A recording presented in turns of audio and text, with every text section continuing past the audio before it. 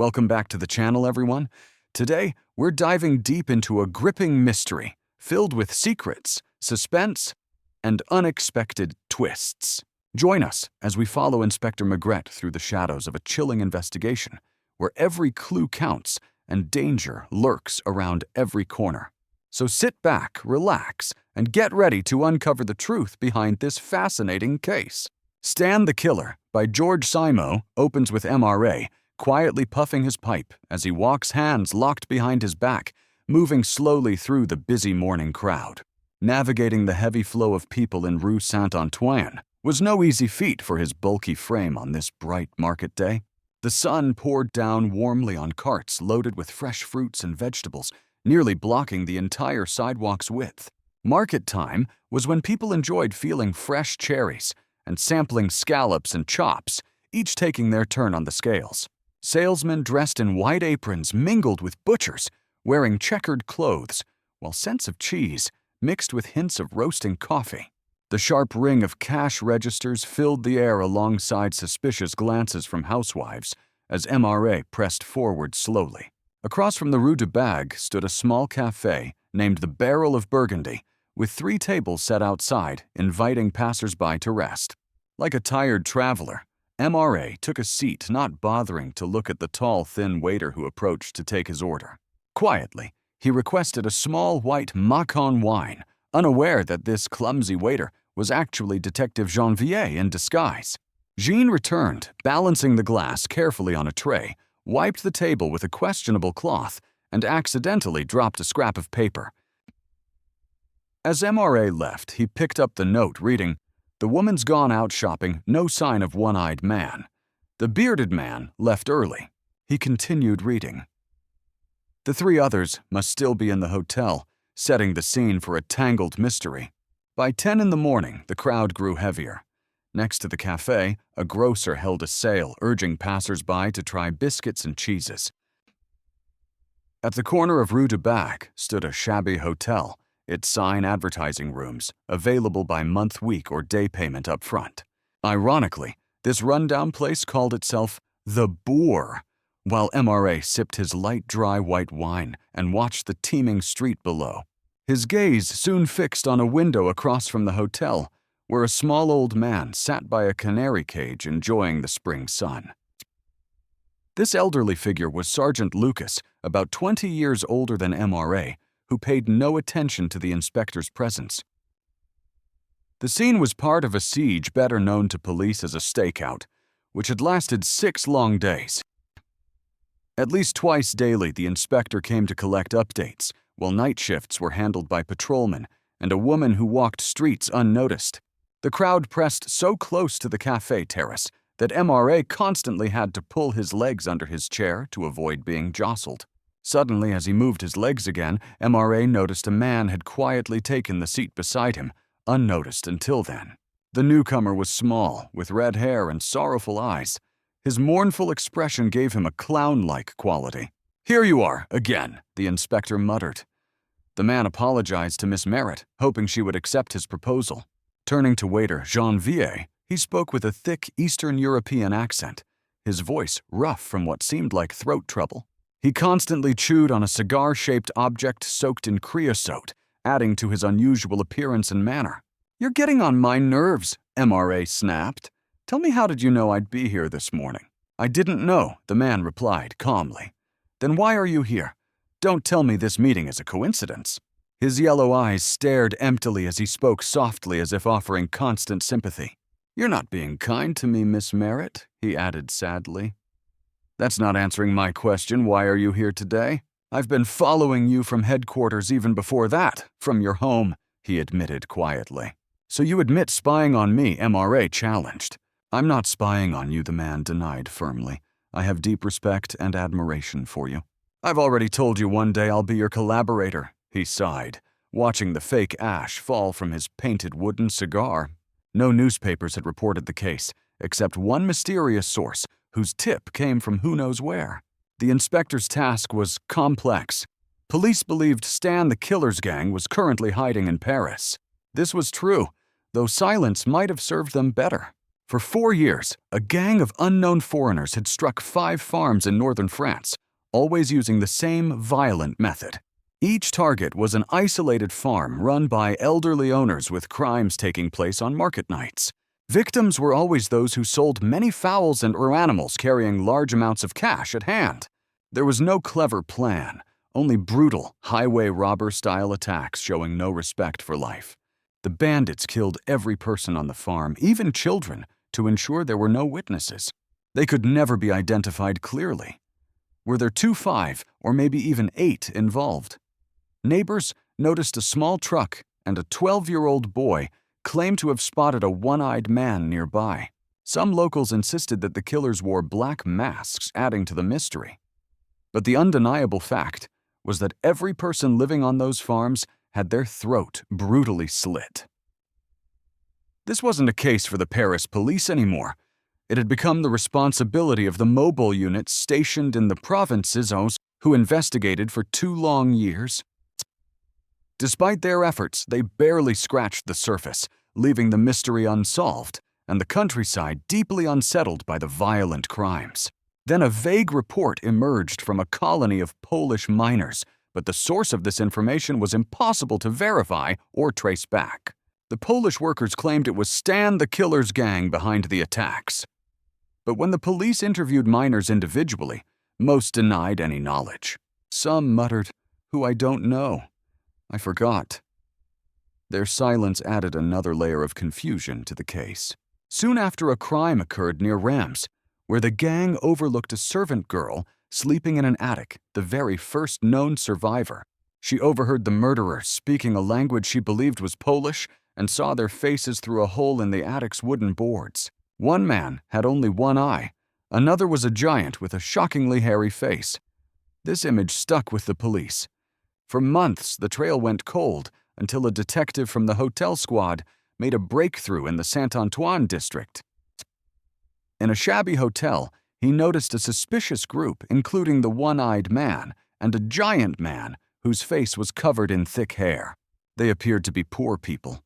The bearded giant and his wife rented a room weekly, but often hid several compatriots almost every night. Everything about their behavior was secretive and silent, which raised suspicion. The following day, a newspaper published a story exposing these details, stirring public interest and fear. Then MRA received a letter in his mail, roughly written in childish handwriting, full of spelling mistakes on cheap grocery store paper. The message warned, "You won't catch Stan. Watch out before you get him, he'll kill many more victims." This letter was no joke.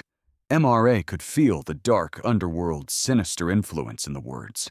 "Be cautious," his chief advised. "Don't rush the arrest. The man who's cut 16 throats won't hesitate to shoot when cornered." This danger explained why Janvier worked undercover as a waiter, and Lucas pretended to be an old harmless man.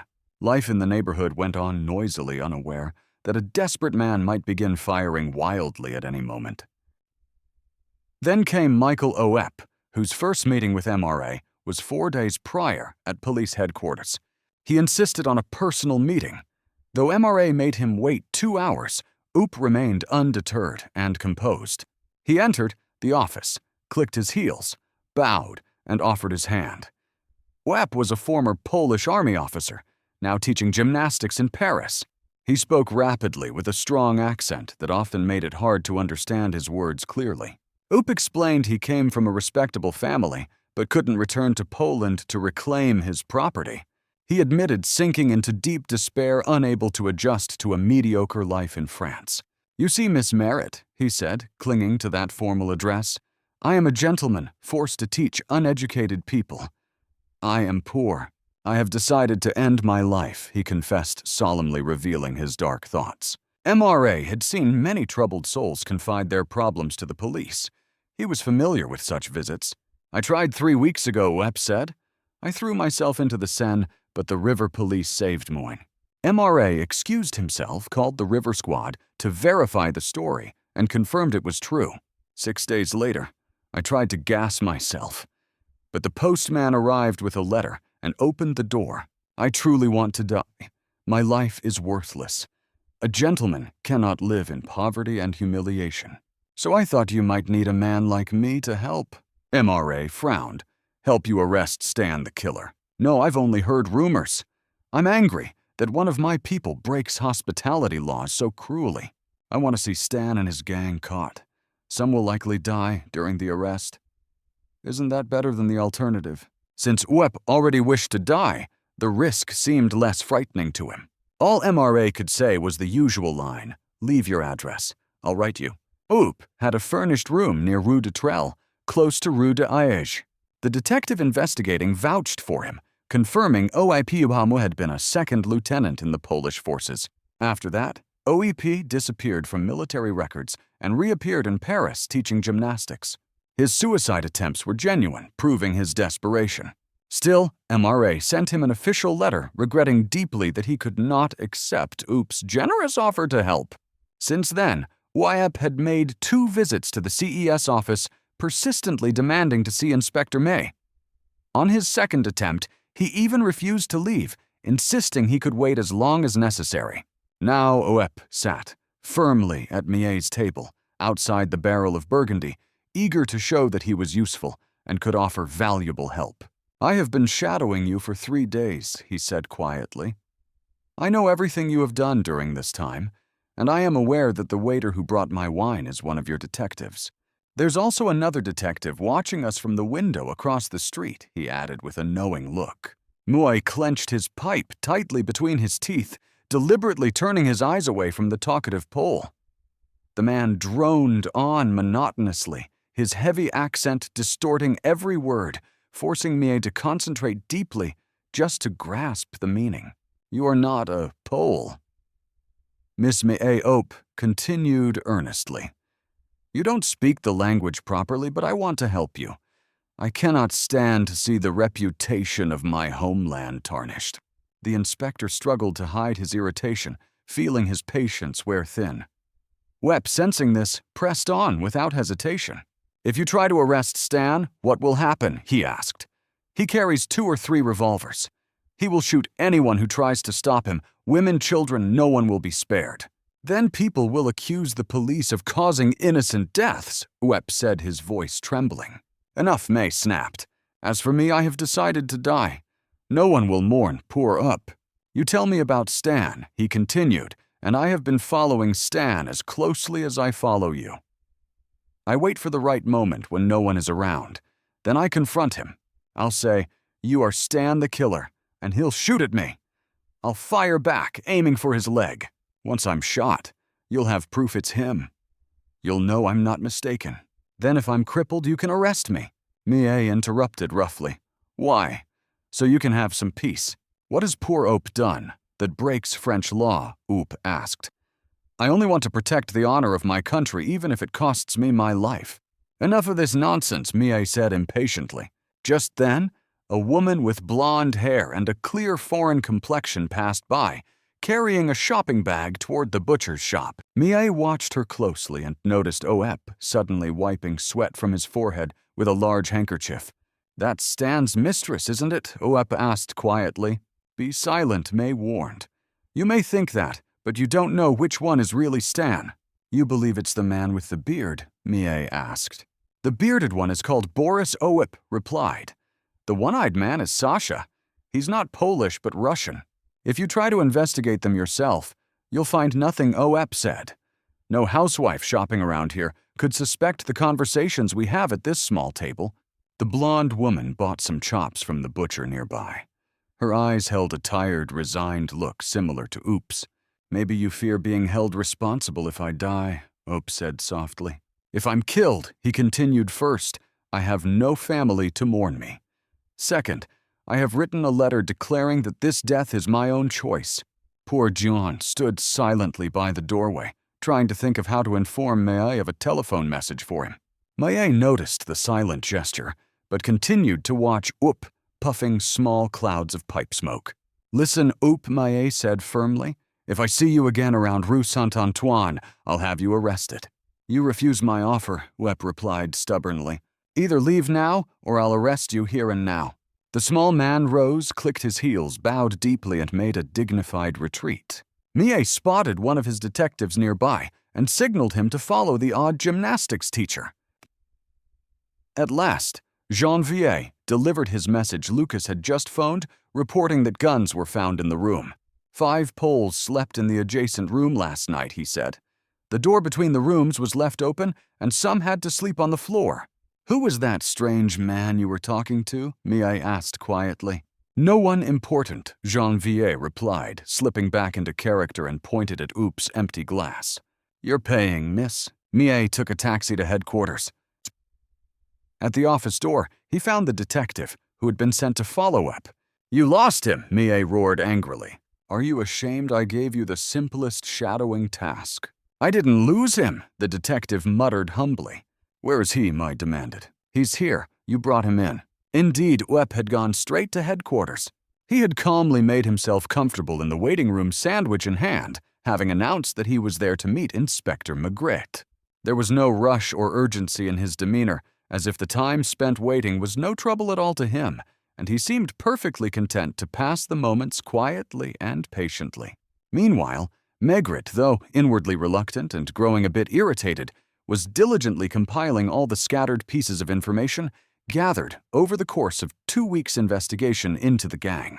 With his large, careful handwriting, he assembled the facts into a single comprehensive report. As he carefully laid out the details in chronological and logical order, it became increasingly clear to him just how little solid knowledge they truly possessed. Despite all their efforts, the extent of the gang's membership remained a mystery. They couldn't even accurately determine how many individuals were involved. Early witness accounts from people who had seen or believed they had seen the criminals around the time of the attacks suggested a group of 4 men, sometimes 5. But it was highly likely that others acted as accomplices conducting reconnaissance on farms and markets ahead of the crimes. Factoring in these shadowy scouts, the total number of members likely rose to 6 or 7, which matched roughly with the small group often seen loitering around the core members' base of operations in the Rue du Bac. Within this building, only 3 residents were officially registered, each possessing apparently valid identity papers. Among them was Boris Saft, the man the police referred to simply as the Beard. He appeared to live with Olga Cherfy, a pale blonde woman aged 28, born in Vino, in what seemed like a domestic partnership. Next door lived Sasha Voronov, nicknamed One Eye, due to a missing or damaged eye. The door separating their rooms was habitually left open as if to allow free passage and constant communication between them. Olga handled the household chores diligently. She did the shopping every morning and prepared meals on a modest gas stove. Boris was reclusive, rarely venturing outside, preferring instead to spend long hours lying on an iron bedstead, absorbed in Polish-language newspapers. These newspapers were procured by one of the gang's members from kiosks at the Place de la Bastille, ensuring Boris kept up with the news from home. On occasion, the errand boy also returned with an American detective magazine, which the group perused along with their usual papers. Sasha, meanwhile, frequently left the hotel to wander the streets of Paris. He was almost always tailed by one of Maigret's detectives, a fact he likely knew well, considering he never engaged with anyone, simply strolling silently through bars and cafes without uttering a single word. The remaining individuals were what Lucas referred to as the floating population, a shifting group of 4 or 5 men who came and went from the hotel. Olga provided them with food, and sometimes they slept on the floor when there was no room to spare. This transient lifestyle was not unusual in impoverished districts, where exiles banded together to rent a single room and take in any compatriots they encountered, offering shelter and companionship to fellow outsiders. Maigret's notes included some of these peripheral figures. One was a man known as Sol, nicknamed the Chemist, who had unsuccessfully sought work at a chemical factory. Though his clothes were threadbare, they were oddly well-tailored, hinting at a past of better circumstances. Soal spent hours wandering the bustling streets of Paris, always searching for odd jobs. Once, for an entire day, he was employed as a sandwich man, a pedestrian who wore a sandwich board advertisement. His nickname, Spinach, came from his bizarrely bright spinach green hat, which clashed with a faded pink shirt he always wore. Spinach was most active during evenings collecting tips by opening car doors near the M. Marar area. Then there was Puffy, a stout, wheezy man, noticeably better dressed than the others. Alongside them, two other men appeared less frequently, their connection to the gang uncertain. Maigret studied his notes, growing increasingly frustrated, feeling the key detail was still eluding him. Resting his pen for a moment, he considered the bigger picture before continuing to write. These people give the impression of desperate, penniless foreigners, desperate to find any form of work. Yet curiously, there is always vodka present in their rooms, and sometimes surprisingly generous meals are laid out. It may be that the gang is aware of the police surveillance and is deliberately putting on a facade, playing a game of cat and mouse to mislead the investigators. If one of these men is indeed Stan the Killer, it is most likely either the bearded man or One Eye, but this remains only speculation. With no real enthusiasm, Maigret took his report to the chief. There was nothing new, nothing definitive. He suspected the gang had spotted their men and were simply toying with them, casually coming and going on innocuous errands, aware that the police couldn't afford to tie up large numbers of officers indefinitely. They know full well we cannot maintain a large force on their tail forever. Time is on their side, and they have plenty of it to waste. "Do you have a plan?" the chief asked. "Look," Chief Maigret replied. "Some might say I'm waiting for inspiration, but that's wrong. What I'm really waiting for is a crucial event, the one significant happening that inevitably occurs. The key is being present at the right moment, so I can take swift advantage." "So you're waiting for a big break?" Then the chief smiled knowingly. "Yes, I'm convinced this is Stan the Killer's gang, especially because of that foolish reporter who keeps hovering nearby, putting them on edge. They are cautious now. What puzzles me is why Stan wrote to me. Perhaps it was sheer bravado. These killers have a kind of pride, a professional pride. But which of them is Stan, and why the nickname? It sounds more American than Polish. You know I take my time before making conclusions, but I feel the pieces are starting to fit. Over the past 2 or 3 days, I've begun to understand the psychology of these men, very different from French criminals. They don't seek money for wild nights out, or to flee the country. They want only to maintain their aimless existence. For them, life means doing nothing but eating, drinking, sleeping, lounging on beds, smoking cigarettes, gossiping and draining bottles of vodka. After their first crime, they lived in this lethargy until their funds ran dry, then prepared coldly for the next job. When money is low, they strike again with no remorse, no pity for their elderly victims. Their victims, elderly farmers and villagers, had their throats cut swiftly and brutally. Their life savings were stolen or quickly spent, often within just weeks or months. These ruthless criminals left devastation wherever they went. Now, having deeply studied the case and its patterns, Maigret felt he was waiting for what he called the happening, the crucial moment that might finally break the case open. Perhaps he thought uneasily that moment was already here. In the waiting room sat the small, determined man who insisted on calling him Maigret. Quiet and focused, he was eager to assist in the arrest, no matter the personal risk. He claimed his help was a form of self-inflicted demise, a strange kind of suicide. Maigret wasn't sure whether to dismiss this man as crazy or to suspect him as an accomplice of Stan, using this odd tactic to stay informed about police moves. Tapping the ashes from his pipe onto the window ledge, Maigret watched them drift downward, possibly landing on the street or the hat of some unlucky passer-by. "That little man," he muttered, "he bothers me. I've seen his face before, though it's not in our files. And the blonde woman, her too. There's something about her worth remembering." The chief leaned forward with sharp eyes. "We've all assumed the blonde is Stan's mistress. You link her with that little man. Do you see where this leads? The possibility that your little man might be Stan himself." "Could be," Maigret replied cautiously. So the chief pressed, "Will you accept this man's offer to help?" Maigret nodded, heading for the door. "I think I will." "You'll see, Chief. I'll be surprised if by week's end we still need the stakeout." It was Thursday afternoon, nearly the week's close. The chief waved him back. "Sit down a moment. Doesn't sucking on that filthy old cigar all day get on your nerves?" Maigret smiled faintly. No, sir. But your Maigret nickname is starting to wear on me. All right, let's get down to business, the chief said. Tell me, are you still set on dying? Yes, Miss Maigret came, the calm reply. And if I told you to go up to One Eye and shoot him in the leg, would you do it? Yes, sir, but I would need a revolver first. I am a poor man, he added simply. Suppose I tell you to go to the Beard or One Eye and say the police plan a raid tonight, would you do it? Gladly, sir, the man said firmly. I would wait until One Eye passes on the street, then deliver the message. Maigret's gaze dropped, but it didn't shake the man's serene confidence.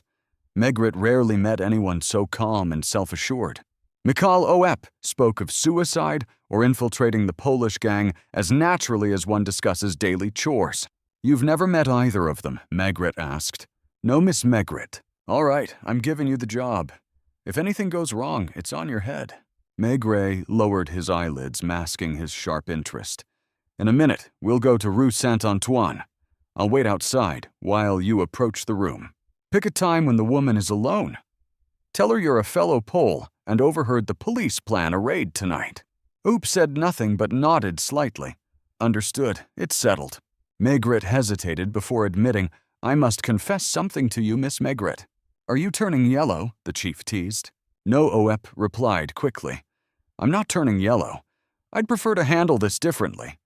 I'm timid around women, and they are far smarter than men, so she'll see through any lie I tell, and when that happens, I will blush. And when I blush... He trailed off, embarrassed. Maigret sat silently absorbing this unlikely explanation. I'd prefer to talk to a man the bearded One Eye or anyone else who'p at it. A slant of sunlight cut through the office, lighting Maigret's face. He seemed drowsy, weighed down by a heavy lunch, barely awake, except for thin blue smoke spirals rising from his pipe. I'm sorry, Maigret murmured, but you're asking for exactly the one thing I cannot provide. Forget it, Oop said. Where do you know this woman, Olga Cherfim Maigret demanded. I don't understand, Oop replied. I don't know her. If I did, I would tell you. Then why are you suddenly so harsh with me? Why speak to me so rudely when I came to offer myself to prevent French men being murdered by compatriots? Cut the talk, Maigret said sharply. Ask me something else. I'd sooner throw myself under a subway train. I'm asking you to visit the woman and tell her the police will raid tonight. And if I refuse, then you'd better make sure I never see you again. Are you really planning the raid tonight? Probably. What time? Let's say 1 a.m. Where will I find the woman? Just a minute. We'll go together. No, it's better I go alone, Oop insisted. If one of them sees us together, they'll know I'm helping the police. Wep barely left the office before Maigret had placed a detective on his tail. Without delay, Maigret rushed downstairs and jumped into a taxi. Corner of Rue and Saint-Antoine, he instructed the driver. As fast as you can. The afternoon sun shone brightly. Striped awnings brightened the shops, casting long shadows. Dogs lay sprawled in the heat, seemingly too lethargic to move. While the entire neighborhood appeared to operate in slow motion, even the buses seemed to struggle through the heavy, stifling air. The taxi's tires scorched lines into the hot asphalt as Maigret jumped out and hurried into the building on the corner. Without hesitation, he pushed open the door on the second floor, bypassing any formal knock, and found Lucas seated by the window, still playing the part of a calm, observant old gentleman. The room was modest and worn but tidy. On the table lay the remnants of a cold meal, thoughtfully sent up earlier from a nearby delicatessen. Any news, Inspector? Anyone home across the street? Lucas asked, his eyes scanning the view.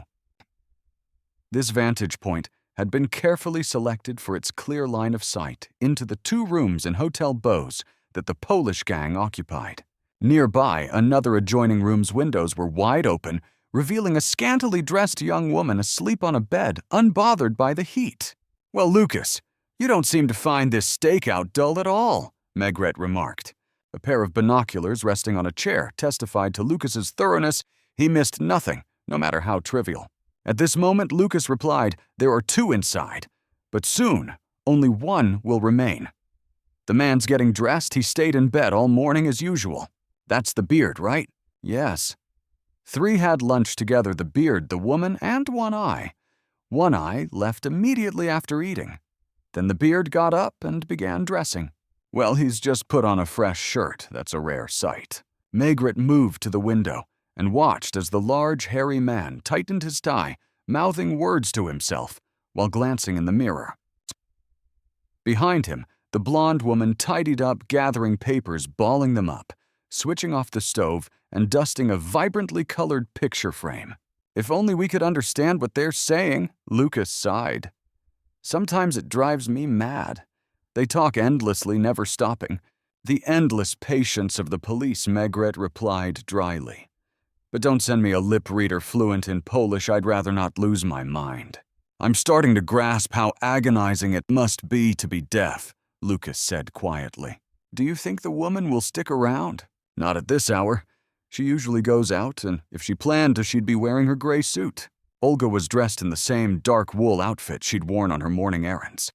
As she cleaned her bohemian-style room, she puffed silently on a cigarette, never removing it from her lips. She never talks like a habitual smoker, Maigret noted. Not now. She talks mostly in the evenings when everyone gathers, or occasionally when she's alone, with the one I call Spinach, though that's rare.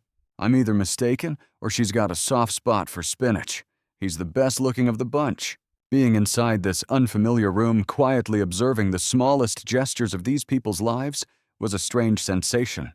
You're turning into as much of a snoop as a hotel concierge, Lucas. That's the job, isn't it? I could even tell you that the little girl sleeping over there was up making love until 3 in the morning with a young man in a tuxedo who left at dawn, probably to sneak back home unnoticed. Hold on, now the beard is leaving? Look at him, almost elegant. Not bad, but he looks more like a foreign wrestler than a worldly man. Well, let's say a wrestler who's good at business, Maigret conceded. No parting kiss. Across the street, the man vanished from view and reappeared moments later on the sidewalk heading toward the Place de la Bastille. We'll pick him up, Lucas said, perched like a giant spider at the center of his web. But he knows he's being followed. He won't do anything suspicious, just stroll around and maybe stop for a drink. Meanwhile, the woman pulled out a road map from a drawer and spread it on the table. Ouip couldn't have taken a taxi. Maigret figured he must have come by metro, meaning he should arrive shortly. If he's coming, Maigret corrected himself. He already came. They watched as he arrived, hesitated, and paced the sidewalk, while the detective tailing him examined a fish stall in Rue Saint-Antoine with great interest. From above, the small pole appeared even thinner, almost insignificant. For a moment, Maigret felt a pang of pity as the man's voice echoed repeatedly in his mind, his familiar Miss Maigret. It was clear he hesitated, almost afraid, nervously scanning his surroundings. Do you know what he's after? Maigret asked Lucas. The pale little fellow, no. Maybe some money to get inside the hotel. He's searching for me, Lucas said. He's telling himself I must be nearby, and if by some miracle I've changed my mind, too late now. Mikhail Ouep had slipped into the hotel's dark hallway. They followed mentally as he climbed the stairs, reaching the first floor. He's stalling, Maigret noted. The door should have opened by now. Now he's on the landing, he's knocking. The blonde girl flinched, shoved the map back into the drawer instinctively, and approached the door. For a moment, they saw nothing, the two were out of sight. Then suddenly she appeared, something in her had shifted her steps, quick and purposeful. She moved directly to the window, pulled it shut, and then drew the heavy dark curtains closed. Lucas glanced at the inspector with a curious grin. Well, now, he chuckled softly, but his amusement quickly faded when he noticed the concern etched on MRA's face. What time is it, Lucas? 10:03. What do you think are the odds that one of the gang members will return to the hotel within the next hour? Not likely, unless, as I mentioned, Spinach realizes the beard is out of the picture. You don't seem very reassured. I don't like how she closed that window. Are you worried about your little Pole? Millet remained silent. Lucas pressed on. Have you considered that we have no solid evidence that he's actually inside that room? It's true we saw him enter, but he could easily be somewhere else, and someone else might have taken his place. Maigret gave a resigned shrug and sighed deeply. What time is it now? 20:03. Think we should check what's going on over there? Not just yet. I'm likely to embarrass myself if I do. Is there a place nearby to make a call? In the next room, there's a tailor who works on commissions for a big fashion house, so he's got a phone. Good. Be careful not to let him overhear. Call the chief and tell him to send 20 armed officers immediately. They need to form a cordon around Hotel Boer and wait for my command. MRA's face showed the gravity of his unusual order. Mobilizing so many men was far from his typical response, since he often mocked such displays of force. Do you think something dirty is about to go down? Lucas asked. If it hasn't started already, Maigret replied, his gaze fixed on the grimy window and the faded crimson velvet curtains reminiscent of a bygone Louis-Philippe era. When Lucas returned from the call, the inspector was still standing in the same spot, his expression thoughtful and tense. The boss warned us to be cautious. A detective was killed just last week. If another incident happens, keep quiet, will you? Do you really think Stan is responsible? I try not to think about it. I've been turning this case over all morning and it's given me a headache. For now, I'm just going by instincts, and right now I feel something unpleasant is either happening or about to happen in the room next door. The young girl remained asleep, her mouth slightly open, legs curled beneath her. Upstairs on the 4th floor, the persistent sound of an accordion played the same off-key foxtrot melody over and over. Should I check it out? Lucas suggested. Maigret gave him a sharp look as if scolding him for a lack of courage. Do you think I'd hesitate? You're forgetting one thing. Once we move over there, it's too late. If we find nothing, we'll never have evidence against that gang. That's why I hesitate. If only that girl hadn't closed the window, Lucas muttered. Maigret raised his eyebrows. Has she ever closed the window when she's been alone with a man before? Never. Then she had no idea you were there. She probably just thought I was some foolish old man. So it wasn't the girl's idea to close the window. It was whoever came in, Whip or someone else. The newcomer must have told her to close it before showing himself. Suddenly, MRA grabbed his hat from a chair, emptied his pipe, and scraped the bowl with his finger. Where are you headed, boss? I'm waiting for our men to arrive. Look, 2 are at the bus stop and a few others are in that taxi over there. If I can stay inside for 5 minutes without opening the window, you come in with the men. Got your gun. Moments later, Lucas watched MRA cross the street. Detective Jenner noticed him and stopped wiping tables on the terrace. After what seemed like a surprisingly brief wait, the window opposite opened. Maigret signaled to his sergeant to join him. Lucas realized the room was empty except for the inspector. He climbed the dark staircase, passing the stench of bad cooking and worse plumbing, and stepped inside, only to recoil at the sight of a woman's body lying on the floor. It was as if the killer had wanted to leave a signature on this crime. Her throat was slashed like all the other victims of Stan. Blood was splattered everywhere. The bright picture on the wall on closer look was a portrait of Olga blonder and fresher-faced than she had been in life. Lucas shifted his gaze from the vivid portrait to the grim scene on the floor, feeling like a drinker, watching a precious bottle of fine brandy shattered. Was that your pull? MRA shrugged, but stayed rooted in the middle of the room. Should I send his description to the men so they can ensure he doesn't leave the hotel? And I want someone posted on the roof just in case. Go ahead. Shall I call the chief? In a moment. Talking to MRA when he was in this mood was no easy task. Lucas tried to see things from his perspective. MRA admitted he had made a fool of himself, but this was worse than mere embarrassment. He had called out a large police force too late after the crime had already been committed, almost under his very nose, and nearly with his tacit approval, since he was the one who had sent Uep into the Hotel Boer. And if any of the gang were to come back, should I place them under arrest? MRA nodded without much expression. At last, Lucas stepped outside. Where's MRA? The chief demanded, as Lucas was barely halfway out of his car. In room 19, 2nd floor. The other guests haven't caught on yet. A few minutes later, the director of the Judiciary Police found MRA seated calmly in a chair near the body. Well, my friend, the director said dryly, it seems you've landed yourself in quite the mess. MRA responded only with a grunt. So the infamous killer turns out to be the little man who offered his services to you. You have to admit, Maigret, you might have been a bit too trusting. Suspicion darkened MRA's face. A deep vertical line furrowed his brow, and his jaw jutted forward, giving him an intense, commanding presence. "You think he's still inside the hotel?" "I'm certain of it," MRA replied.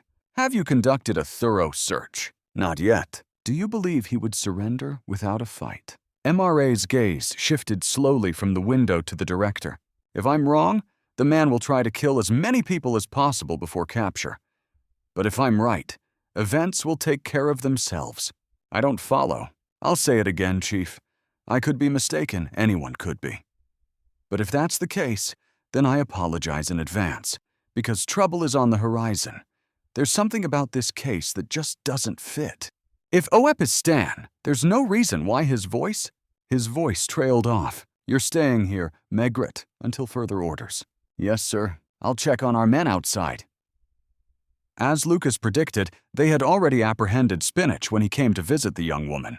Hearing of Olga's death, he turned pale, but showed no outward emotion. When OEP was mentioned, however, a flicker passed over his face. About 30 minutes later, it was One Eye's turn to be arrested upon returning home. He submitted quietly at first, but erupted in anger upon learning of the woman's murder, struggling against his restraints and shouting, "Who did it? Who killed her? One of you, wasn't it?" It was OEP Stan the killer. Suddenly his fury faded, as if a spell had been cast. He frowned, repeating the name OOP. "Don't tell me you didn't know your boss's real identity," the chief said, as he led the interrogation in a corridor. A faint, enigmatic smile flickered across the prisoner's lips. Then another gang member arrived, the one called the chemist. He answered every question with blank confusion, acting as if he had never heard of Olga Oop or Stan. Meanwhile, Maigret remained upstairs with the body, searching for the key that might finally unravel the mystery. "All right," he muttered, when Lucas informed him of the beard's arrest. The beard had raged like a wild beast at first, but ended up sobbing like a child. Maigret suddenly raised his head. "Notice something, Lucas. That makes 4 arrests now, and none have offered real resistance. But a man like Stan, well, since Stan is OEP, have we found him yet? Not yet. We had to wait until all accomplices were in custody before turning the hotel upside down. Now that nearly everyone is caught, the big boss is surrounded. Our men are downstairs, ready to search." The sergeant was about to leave, but paused, a hint of sympathy showing from Maigret. One Eye isn't Stan. Spinach isn't Stan. The beard isn't Stan. But I'm convinced Stan lives in this hotel and is the center of their world. Lucas said nothing. Let the inspector have his obsession. If OEP is Stan, he had no reason to return here to kill an ally. If he isn't Stan... Suddenly, MRA rose and strode across the room to the brightly colored portrait of Olga. He ripped it from the wall, tearing away tape that framed it, and revealed inscriptions above and below the face. He handed the picture to Lucas. The sergeant recognized enough English to read real-life detective cases above and below the pretty Pole, and the terror of Tarot. Maigret smiled. Vanity. They can't resist it. People had to buy the magazine once they saw her face in the shops, and Olga had to frame the picture. I knew I'd seen her before Maigret admitted. I remember the case vaguely, a similar gang terrorizing farms in the American Midwest 4 or 5 years ago. They attacked isolated farmers, slitting throats just like ours. They even had a female leader. The American press delighted in describing her crimes. That woman was Olga, almost certainly. I'll be sure in about an hour, once I know what exactly to look for. In the office, come with me, Lucas. Oop, Lucas asked as they got back into the cab. It's OEP I'm most interested in. I hope to uncover something about him. If he killed Olga, he must have had a reason. Listen, Lucas, when I decided to send him to the others, he complied immediately, but when I sent him to the woman, he refused. That's when I had to apply some pressure, MRA explained. In other words, the rest of the gang didn't know him, but the woman did. It took quite a while to track down the clippings. Organizing information isn't exactly MRA's strong suit, Lucas noted. Read this, MRA said, handing over the papers. Keep in mind, the American press tends to exaggerate. They always want to give readers their money's worth. The headline screamed, "The female fiend deadly Polish girl leads murder. Gang 23 killed." The media glorified the exploits of the so-called Polish girl emphasizing her photogenic features. At 18, Stephanie Polinskaya was already known to the Warsaw police. Around then, she met a man who married her, hoping to tame her dark tendencies. They had a child together. But one day, the husband returned home to find his wife gone, taking everything valuable and their child's throat slashed. "Do you know who that man was?" MRA asked, showing a photo. "It's OEP," Lucas said, recognizing the likeness. "Exactly. Stephanie, nicknamed Stan, ran wild in America. How she escaped their prisons, I don't know. She fled to France, gathered a fresh gang of ruthless men, and resumed her deadly career. Her husband read in the papers that she was in Paris, that the police were after her. Did he try to save her again? I doubt it. I'm more inclined to believe he wanted to ensure that the murderers of his child wouldn't escape justice. That's why he offered his help to me. He doesn't have the courage to act alone. He needs the police's backing. And then this afternoon I forced his hand, put him face to face with his ex-wife. What else could he do but kill or be killed? She wouldn't hesitate to eliminate the only man outside the gang who could testify against her. So he killed. And here's what I think: they'll find him somewhere in the hotel, probably wounded after 2 failed suicide attempts. It would surprise me if he failed on the 3rd. Now you can return to the hotel, the chief's voice interrupted. But it's useless, MRA sighed. Webb hanged himself in a vacant room on the 5th floor. He made it, Lucas said quietly. Poor devil, MRA murmured. I do feel sorry for him, especially since I'm partly responsible for his death. Maybe it's a sign I'm getting old, but it certainly took me long enough to solve this. The solution, the chief asked skeptically. The solution to the whole case, Lucas interrupted happily. MRA nodded. You know, I don't think I've ever been so angry at myself. The answer was right there, just out of reach. Yet I kept getting distracted by arrests that didn't add up. Then I remembered that American Detective magazine, the woman's face on the cover. MRA took a deep breath, loaded his pipe, and asked Lucas for a match. The day's vigil had used up his own.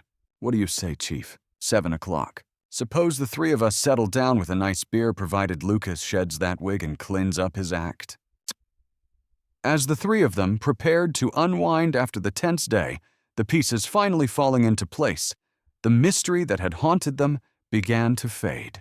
Sometimes it takes patience and a fresh perspective to see the truth clearly. If you enjoyed diving into this story with us, don't forget to like the video, share it with your friends, and subscribe to the channel for more gripping tales and thrilling mysteries. Your support helps us bring more stories like this to life. Thanks for watching, and we'll see you in the next episode.